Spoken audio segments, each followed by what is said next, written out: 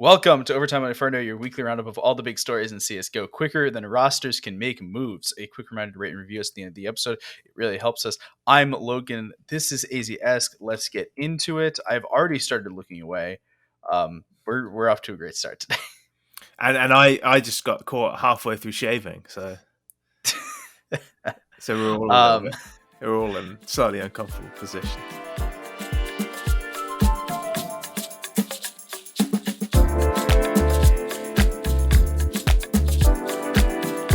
Before we start with today's episode, I want to go through actually the comments we got about our question from last time.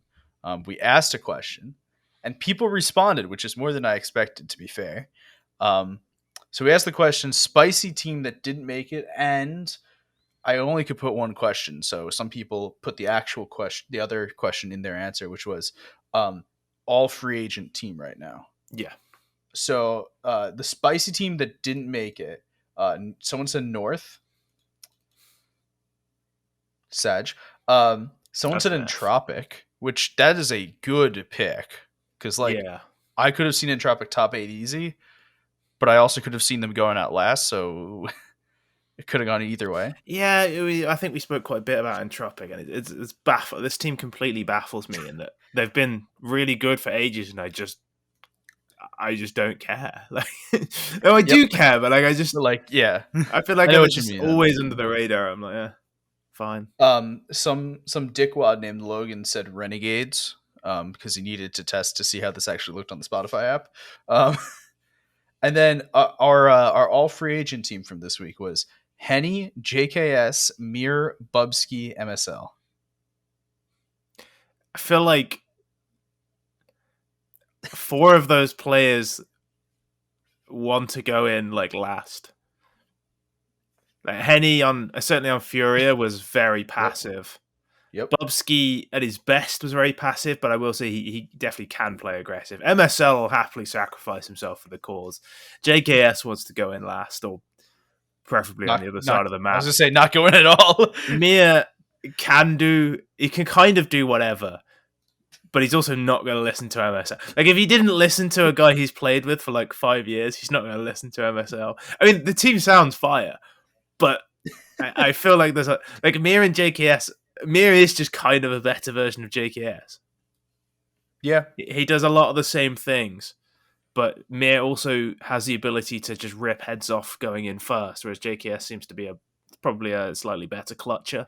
But unfortunately, Mir's not Australian, which is a big I would say fortunately he's not Australian. No, I think for himself, for for everyone, really. For everyone involved. All right, let's move on to this week's stuff. We'll ask another question somewhere in this episode. We're going to start this week with the roster moves that happened in very, very quick succession this week. Yeah. So the first one I want to start with is Smooya. So Smooya was originally signed to a 3-month trial on Fnatic a couple months ago. Apparently, they had finished the trial and they had agreed to a 2-year contract. That's what I heard. That's what I read. I don't know if that's actually true. I saw people saying that, and I didn't actually bother to look it up. I just sort of accepted it at face value. Yeah, I had the same thing. So Smooya may or may not have signed some sort of contract, but then 3 days after that point, apparently decided before they went out in Kato, before they even got to Kato, Smooya was benched from the team with Regali from Fnatic Rising to take over. Yeah, I don't know if you've seen the video of Smooya's comms on Fnatic. He's just shouting, just absolute nonsense, and he's just Crimson Brawline just looks so fucking fed up with this shit. Yeah, and it's I might be reading too much into that because I feel like Brawline always kind of just looks a bit fed up. Yeah, but it's kind of quite awkward to watch when you know that he's going to get kicked. Yeah, it was one of those. So it's weird because Smooya was not the best player on that team. We can all agree on that. No, he wasn't. I think he was middle of the pack. I don't think he was the best player. I don't think he was the worst player. He was fine. He was pretty mediocre at Katowice. He'd been pretty good in previous tournaments, if you look at his ratings in the sort of tier 2 at the end of last year, certainly he was slaying, Yeah, and then absolutely. the start of this year has not been as good. Katowice's rating was like 1.04 or something, like pretty mediocre, especially for an AWPer. And you're Mhm. like, people will say, oh, he's only been cut for out of game issues and whatnot, but his stats actually aren't that good either. They're fine. Um, so I have a feeling that this is related to something we'll talk about in a minute. So I wanna like, do you have any? Let's talk about Regali for a second because I want to talk about Samuya in context of the other Fnatic thing.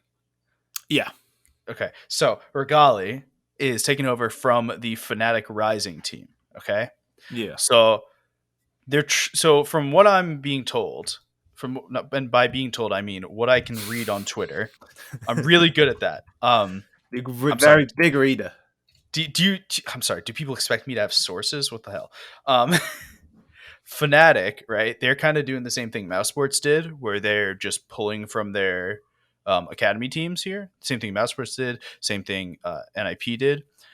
The problem is that their academy team isn't Young Ninjas, which is a fairly Good good team. team. Isn't Navi Junior, which has Munzi on it. Isn't the 3-time We Play Academy League champions of Maz NXT. Who Mouse still don't seem that keen on using. Yeah, it's Fnatic Rising, Who were not a great team. who was not a great team. So I haven't seen much of Regali. I haven't seen much of Fnatic Rising. It does seem like he was the best player on that team, but Yep. Mm-hmm. I don't know how much that actually says about him and how much that says about the rest of the team. Yep. Mm-hmm. And I also feel like AWPers, the lower the quality of play, the bigger the difference is between AWPers and riflers in terms of rating. So in tier 2, there's going to be a bigger gap between a good rifler and a good AWPer in terms of rating, because worse players deal with AWPers. They just don't deal with AWPers anywhere near as well. Yeah. Okay. Agreed. Okay. That's why Junior always looks insane in like tier 2 NA. Yep. I think I don't know. I'm weirded out a little bit at Regali. I'm not sure if that's going to be a. I don't think we as in the internet was ever told if this was a permanent thing, or if it was just like it's probably temporary. let's see if he's actually any good, and if he is, we can save ourselves some money. It's probably what it is. I don't know for sure, but I assume it's like, again, another trial period. They're like, well, Yeah, we might as well try the guy we already have and see if he's any good. If he's not, that's fine. We just go out and get somebody else, put him back in the academy team, see what happens. So I think the other important thing about this is in regards to the major rules. So on, what was it, March 3rd, I think it is, rosters locked for the major. And basically whatever you get out of qualifiers with that's your team. You don't really have a choice anymore. So because of that, I have a feeling that Fnatic has just gone, okay, we can get these people. They're already on contract for us. We don't need to screw around with anything. And their hours, and we'll have them by the time we get to the major, if we get to the major, right? That's also true, yeah. There's less time constraint if you're just promoting somebody, and you can look to replace them in the academy team. That doesn't have to be as soon, so you buy yourself more time. It's not as immediate of a thing, right? Yeah. I want to talk about the other move that happened for Fnatic, which is Brolin will not be playing in the qualifiers. Yeah. I believe that the exact wording was he was benched. They said he was benched due to unforeseen circumstances, and those circumstances came to light later on. Yeah, those circumstances are that NIP has put a $600,000 bid in for Brolin. So I heard it was 600,000 euros. It is euros. Yeah. I just automatically convert everything to freedom units.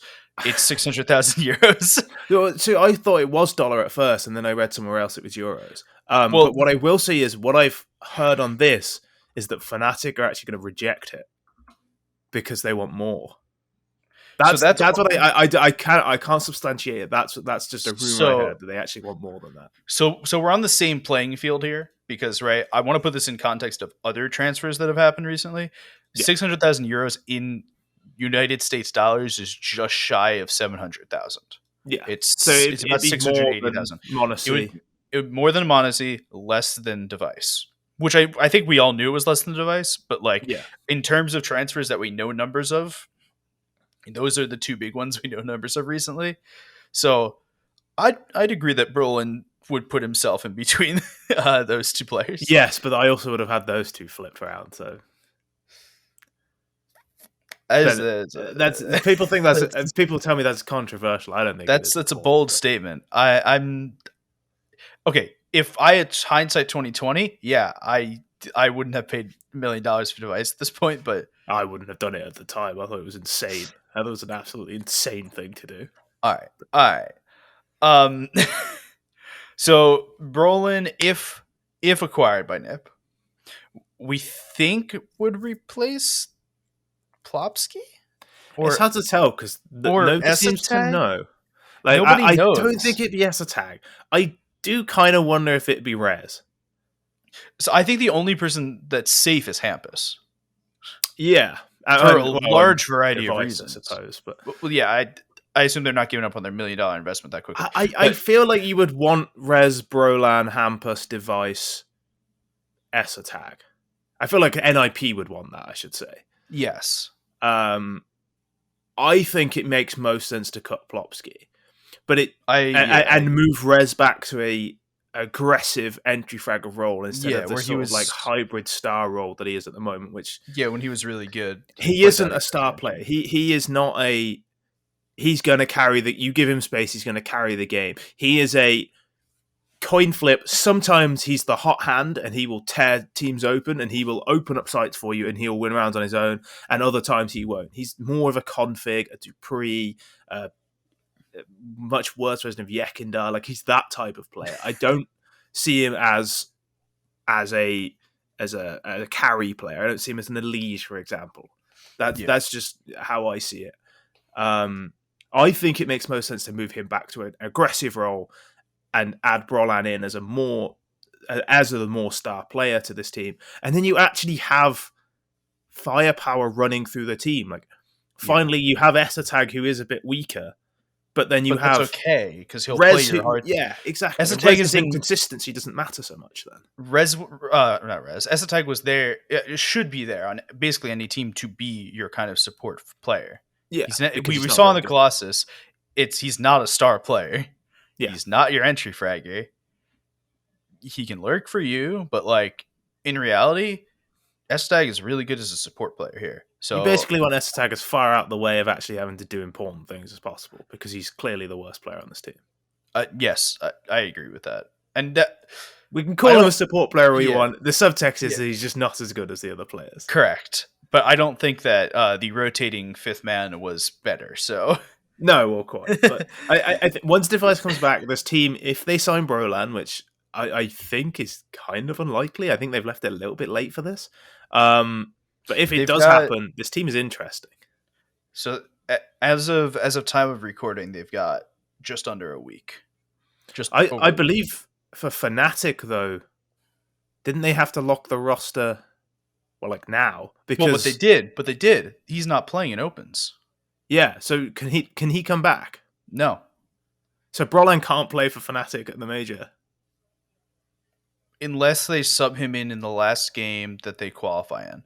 I believe that the rules for the major specifically state in the game that you win to get into the major, whatever lineup you have there is the one you need to bring to the major with you. Interesting. I'm fairly certain those are the rules. Because they've benched him with the bid coming in, it looks as if they're going to accept it. But I've heard they want more than the 600,000 euros. Well, that might not be my bet is it's less of a we're going to reject it. It's more of a how about negotiate more? Yeah, but if you're NIP, surely you know that. You just go, well, like we already look, we're all in agreement here. You're going to accept some sort of bid, so we're just going to keep offering 600,000 until you accept. Here's the other thing: NIP is not in a position that they can't bargain, right? Yeah, Fnatic's not in a position that they paid a ton of money and they're ready to win a major right now, right? If you're Fnatic, you got to think logically about this for a minute, right? You just benched Smooya, who I want to come back to now in a second, but just benched Smooya. Your core of Mezzi, Alex, Crims, Brolin, even with whatever opera you have, isn't going to win a major right now, Yeah, right? yeah, I You're agree. not in win now mode. You're in wait a major or two. Then this team kind of gets its shit together and maybe you can win something then, right? Or you'll be a constant playoff chasing team. You might not make playoffs always, but you'll be chasing, right? Fnatic's not in a place right now that they need to do anything. Yep.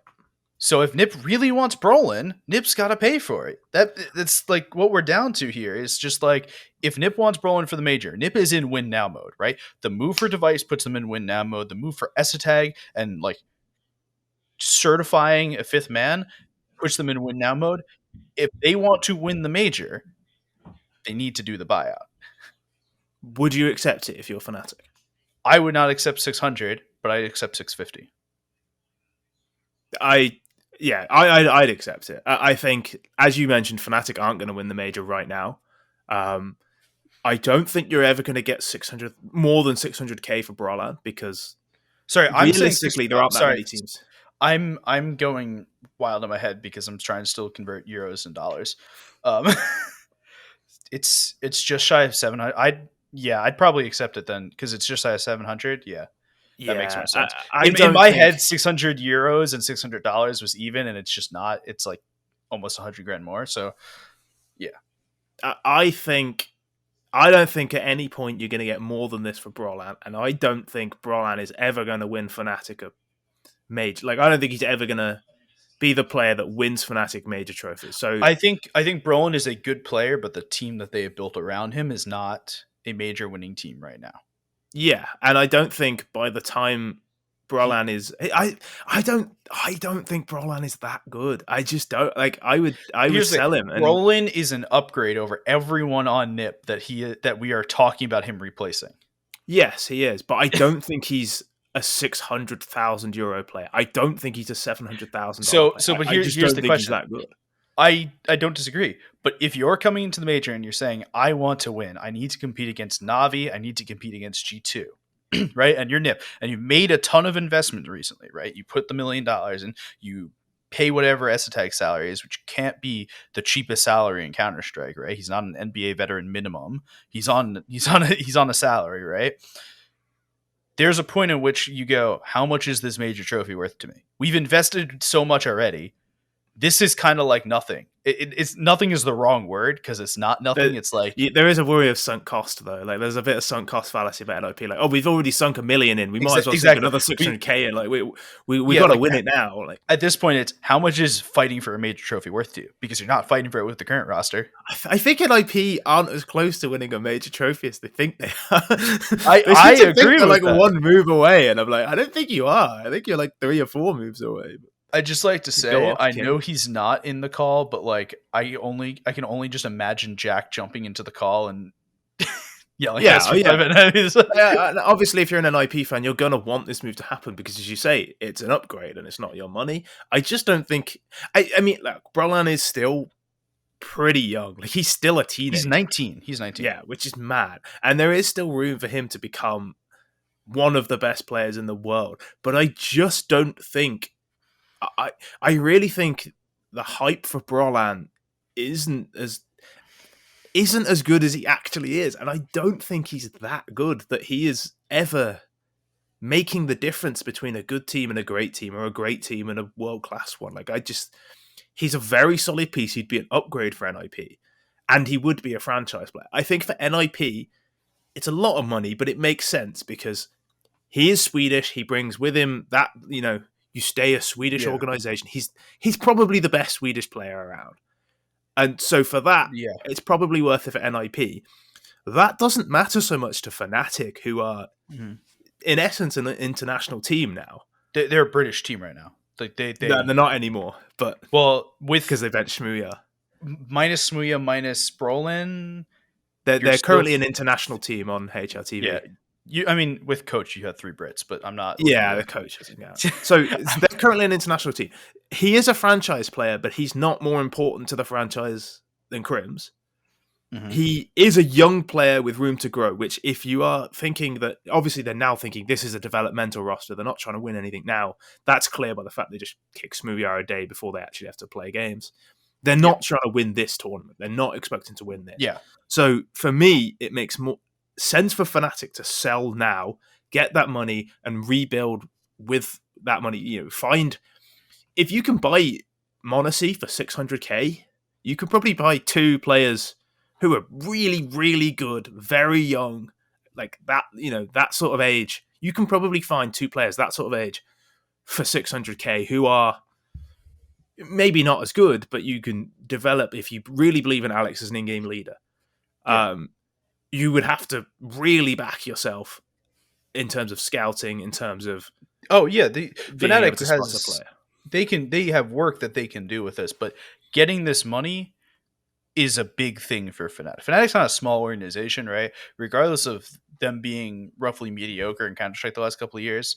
Remember when we had Regin on the podcast like a year and a half ago? Or not even. When we talked about with him how the Mad Lions Counter-Strike roster had money because the League roster was doing well. Yeah, that's true. The Fnatic League roster is one of the biggest in the world, regardless of how good they're doing. So the CSGO team will have the ability to do things. Yeah, but I think that made sense. And I think making money directly from selling a CSGO player means it will go straight into that budget. Oh, absolutely. It's just how much do you believe in yourself to find 2 replacements, probably, unless Regalia is insane or Pepstor's really, really good. Like 2 replacements, like a young, extremely talented AWPer and a young, extremely talented rifler who can carry this team. Or do you go, okay, we are going to win now. We're going to sell Brolan, who is the future, and we're going to win now, and you sign like 2 superstars now? I think that's less likely. I agree on less likely. And I think you either have to find 2 superstars now or 2 potential ones and try and develop, because that's how Fnatic have to go now, because they're clearly not trying to win anything immediately. Yeah. I want to talk about Smooya in relation to Brolan, and then we'll go off the topic of Fnatic. I have a conspiracy theory. I don't know how much of a conspiracy theory it is, but it's definitely a theory that part of the reason why part of the reason why why Smooya was kicked was in a plea of getting Brolan to try and stay. Interesting. So we talked about earlier how Brolan, how we watched the comms, right? And you see Crim's silent, like stoic, and Brolin's just kind of like angry looking, but he kind of always looks angry when he's playing. But like you can definitely see in your head that this kid doesn't like Smooya fucking screaming and like calling Crim's bald and shit, right? I like that. I actually like this theory. I think there's something to it. So like maybe we'll kick the idiot. Just please stay. We'll kick this fucking idiot. I don't care. 2-year contract means nothing to me. Just please stay. I mean, that's the thing. He just signed the contract. He was at that point an expendable member of the team. Yeah. He'd been on the team for a very short amount of time. Everyone knew that he was possibly off the team, that he was on a tight leash regardless of what happened. Unless he was like literally decided to be the best operator in the entire world, he was on a tight leash anyway. It makes sense. Like if you're trying to keep rolling, if you want to keep this, then maybe you do kick Smooya. I like this theory a lot. I think there's something to this. That's my theory. Yeah, I like it. That sums it up nicely. All right, let's talk about the other team in that general geographical area. Not even close, actually, but whatever. Fuck it. It's relatively. There is a bridge between Sweden and Denmark. Yeah, let's talk about Farley. Which apparently means danger in Danish. Yeah, so this always comes up. It means dangerous in about 8 different languages. Just really okay. So fun, sure, okay. We have Farley has signed to Astralis in a move in which we have been asking for when did Farley join FPX? Then. Yeah, it feels like I'm pretty sure Astralis tried to sign him back then. Yeah. And he turned them down. Which is now Astralis are even more desperate, and Farley is even more desperate because he doesn't have a team. It's like it's like it's like an incel and a femcel getting together. I hate all women. You hate all men. Let's be lonely together. Wow, I hate that. But Astralis needs an opper, and the best Danish opper available is Farley, and it's not even close. And MSL. Farley is a better offer than Oh, MSL. MSL is not available. You're right. Yeah. Good point. Right, I'm thinking, man. So like this move makes sense. I don't think we need to talk more about the move that make. Remember when we talked about how when Furia brought Safe in, Yeah, how we were it's like, almost like this is the move. This is the only possible move. If you did something else, we'd start yelling at you. yeah. This Well, we did makes say sense. at the time, or at least I said at the time, this move makes almost too much sense to be. It's like it's too sensible. I also said that about S attack to NIP. Like it's like crushingly sensible. Yep. So it's like I almost think it won't work because it just makes too much sense. Like, I mean, here's the thing. This move makes sense. There's nothing more I can say other than this fits the needs that needed to happen. Yeah. Part of the let me rephrase that. This fits part of the needs that needed to happen on Astralis. There are definitely more needs. So let me make that clear. From what we saw at the end of Katowice, Blamef was taking a little bit more of an aggressive role. And if you have Farley coming in, who, from what I remember, and I haven't watched him too much recently, what I remember was a bit more explosive. He was a bit more, not that he wasn't like balls to the wall aggression, but he was happy to take a pick. He was happy to move around. He was happy to do all the things all the flashy AWPers do, which in theory should make the roles on this team work a bit more. The reason they didn't work was because you had Lucky, Blamef, and Zipnix who all wanted to do the same thing. And that just left Glaive and Config on an island. If you can get Blamef to be a bit more aggressive, which it seems they have, and we know he can actually do because he was doing it on Complexity for a while and he was pretty good at it. If you can get Blamef and Config, who's always going to want to play aggressive, you can get them to making space. You can get Glaive, he's always happy to go aggressive, and Farley, who's actually willing to take picks. You can actually balance this team a lot better where you don't have the same players doing the same things and there just being a big gap between what the players want to do. It seems to balance the roles a lot more because, one round you can have Blamef lurking. You can have Config lurking one round because you actually will still have players who want to do aggressive things and will happily be part of the pack. I think this is a good move for that reason. More so necessarily than Farley being a straight upgrade than Lucky, which, let's be fair, he probably is. I think Lucky was a lot better with a rifle than I was expecting, but a lot less reliable with an AWP than you would hope for this level. Agreed.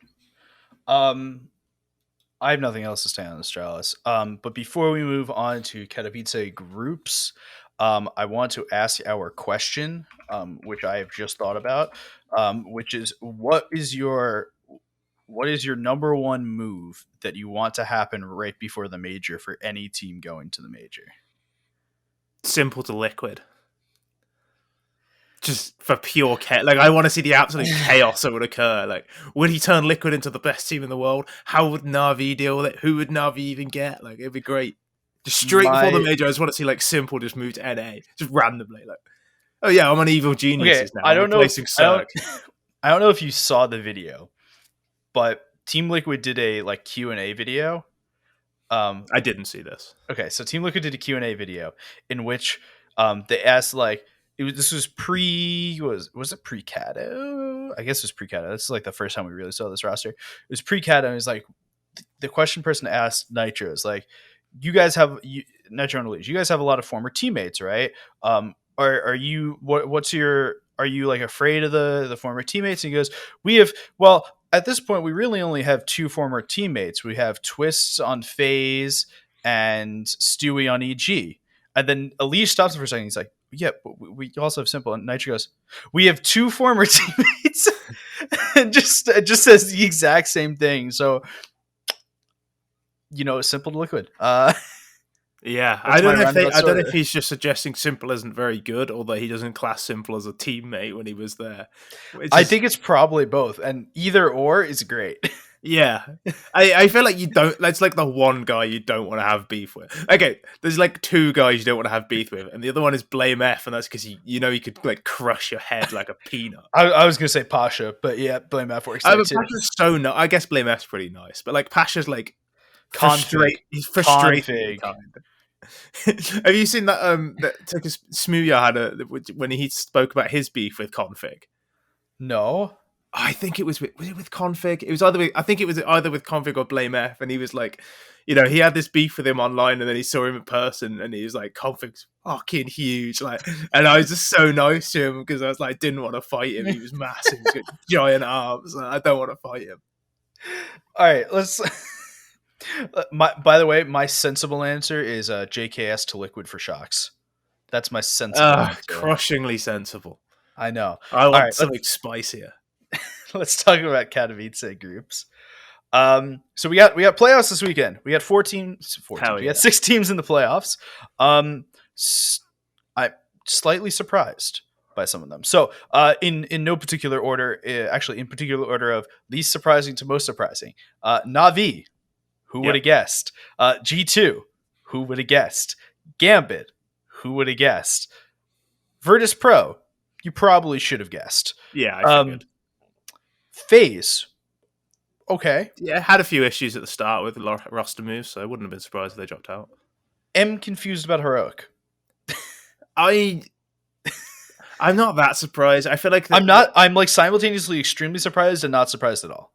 Yeah, it's like kind of like similar to Virtus Pro. It's like they haven't made any changes, and when teams are a little bit loose, a little bit new, and a little bit rusty, Heroic are just gonna like as I've said multiple times, they don't lose to bad teams, and they don't lose to sort of like teams. I mean, you know, Heroic. If you're feeling a little bit cold, you start of the year, you know, you're playing against Heroic as the last fucking team you want to play against. I mean, here's the thing: Heroic played 3 matches in groups, right?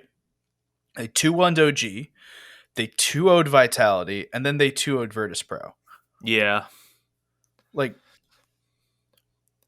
And it wasn't close against Virtus Pro, which is the only like together team there. Yeah, I really hate it when Heroic are good. Like I'm never interested. Like I'm never excited to watch Heroic play. Do you know what I mean? Yes. I don't know if that's just me or exactly what you mean. I just don't care about watching Heroic play. And I also, you know, the whole Hunden debacle, like I don't want them to win after that as well, but you know, whatever. They have Exist as their coach now though. Yeah, great, cool. So yeah, surprised about Heroic, a little surprised about FaZe, but also not surprised at all because this team slaps and is all actually together now. Yeah. As we talked about last week, JKS did an admirable job at stand-in, but Rops. Yeah, I still have my concerns about this team, but it feels so silly to have concerns that they don't have enough aggressive players when like Rops and Brokey win a 2v5 and you're like, well, yeah, but they'll just win a 2v5. And I'm like, yeah, I guess it's pointless having concerns that they have to keep going into 3v5s if the players just keep winning them. Like, it's like, it just seems so silly. Like, what? It's like, they keep losing 2 men early. Yeah, but they win the 3v5. Yeah, all right. You know how like you can play retake servers? These guys just play retake servers when they're only down on retakes. Yeah. And James saves in those. Yeah. James practices save 3v3 retake now. Now we're chill in the library, I think. Yeah, so FaZe is cool. FaZe face Gambit on Friday. That's a banger. That's a fun matchup. I think Gambit will take it. I think they do too. Gambit has looked on Axile has been so good this tournament, man. Axile against Vitality, he was not losing that game. No. He was just straight up. He won like, I think on the T side, he won 4 rounds on his own, like straight up double kill entry to make it a 5v3 Vitality save. That happened at least 3 times. Like he was just ridiculous, like just dry peeking, winning every duel, like on both sides of the map. He, like in terms of like the numbers, it didn't look that insane, but you watch the game and the amount of impact he was having, like he just wouldn't, he just refused to lose a straight duel. It was incredible. Yeah, so we'll get the 2021 online rematch of Heroic Gambit in the semis. In theory, yeah. Other side of the bracket, though, way fun. Because Na'Vi faces winner of G2 and Virtus Pro, which is just That's such a bang. Oh my! Friday is just two back to back bangers, man. Mm-hmm. Yep. VPG2, like VPG2 is fun. If Virtus Pro win this, right, it's Polish Plow again, right, in Poland, because they yeah, they even though they really don't have any have Polish they really players. have like inherited that title to a degree, right? It's a Yeah, totally different team. No one's Polish on this team anymore, but who fucking cares? yeah. Because they I mean, I love VP. I think this team's so much fun. Yukindar's Certainly fucking now. insane. That's all that matters, like, right? They're a lot more And fun to then watch now as well. Like people are still caught up on them being boring, but they're actually a little bit more interesting now. they face G2, right? Who Monacy has been great. Like, no questions asked. There just doesn't we don't need to ask anymore. And if they win, then we get the Monacy Navi match. I'm Like, pretty sure Monacy is not the player we should be calling out as being good on G2 this event. yeah, Nico's I guess we should talk about Nico. I don't even like Nico. Jesus No. fucking Christ. He's been ridiculous, man. Like, he's had enough, man. He's really had enough. It did make me laugh. I think ESL tweeted out something like, somebody tweeted out, it's HOTV, Nico never fails to impress on Nuke, or like never lets us down on Nuke. I was like, think of one moment he did, but that's fine. Yeah, a little bit. Like, he does. It's just a little bit. But yeah, regardless of whoever wins up that match, Navi versus whoever will be great, and this whole playoffs is good. Yeah. Like every game that doesn't involve heroic is a banger. And honestly, even the heroic phase / Gambit game has the possibility of banger. Heroic phase would be great.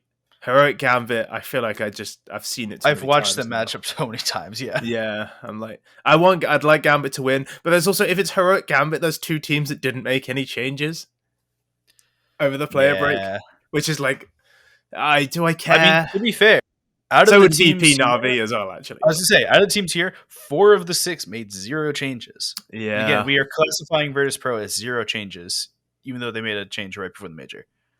Maybe making changes is just bad.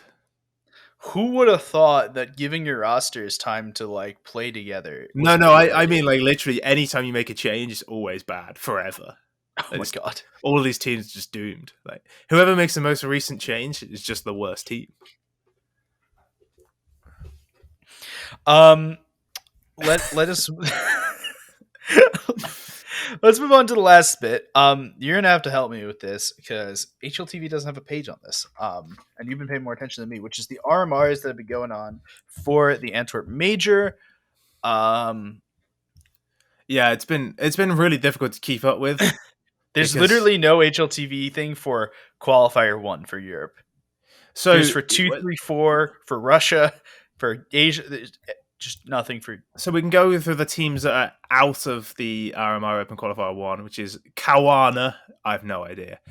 Big, who lost to Wisla Krakow, admittedly in an online best of 1. So like, and they have more qualifiers to get through. So if a team doesn't get through here that you expect should, yeah, they have more opportunities.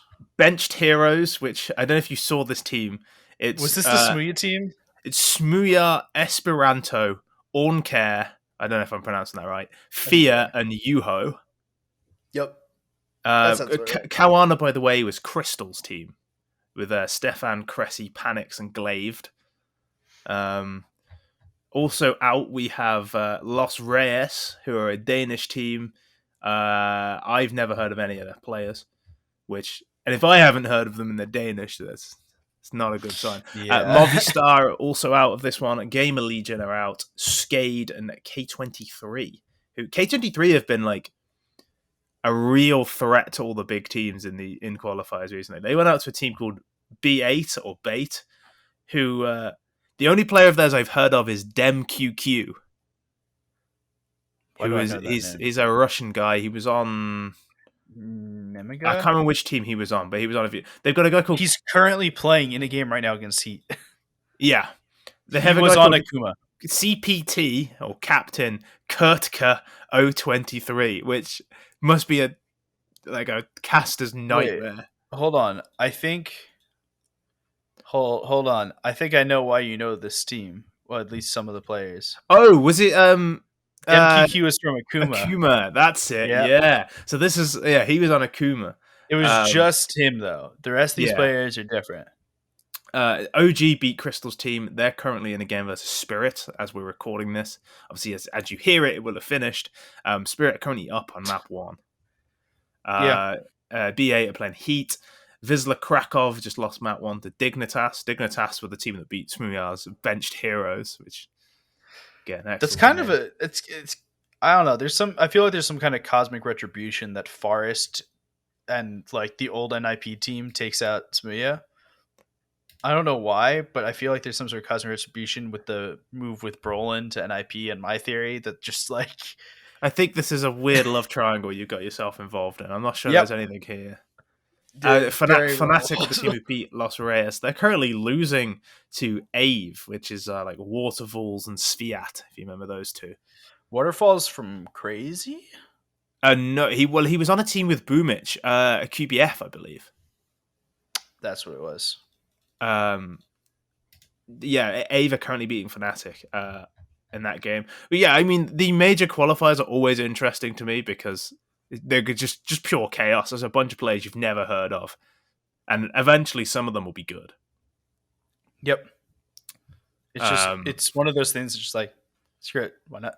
Yeah, but I say big lost in their game of this. There was a bunch of games yesterday that these teams all had to come through, and they obviously won all of those. I don't know when the second open qualifier is, but I might just like get a team together and play in it because they're always fun. That I can tell you. The second open qualifier is March 1st to 2nd. Yeah. Then there's one 3rd to 4th and one 5th to 6th. I might try and get a crew together. Yo, shit! And play There's the open qualifier. There's North America qualifiers. Do I? That's going to be easy to qualify. I might play on the NA ones on 100 ping. Yeah, you want to join the TLDR team? Let's do it. Yeah, that would be interesting. Yeah, so as I say, that's the RMR Open qualifiers for Antwerp, obviously. Yeah, and there's still like I don't know if tickets have gone on sale for that yet. For Antwerp, I don't believe they have. Yeah, because I'm relatively sure I'm going to go, but I'm not certain. Okay, thank you for So if you're there, you might see me. I don't know. I might have work. I might have other things on. Happens. I mean, to be fair, of places you work, most of them would probably have you there. Yeah, there's a bunch of dates in March and April that I'm working Dota 2 event, so we'll that's possible. All right. Well, with that, we are going to get going. IEM Katowice finals on Sunday. Tune in because either it's going to be really good or it's going to involve heroic. So could go either way. You find us on Twitter at ReadTLDR, at Logan Ramhap and at Aizyesque. We'll be back again next week with a crowned winner and probably more RMR talk. Hell yeah. See you. Peace.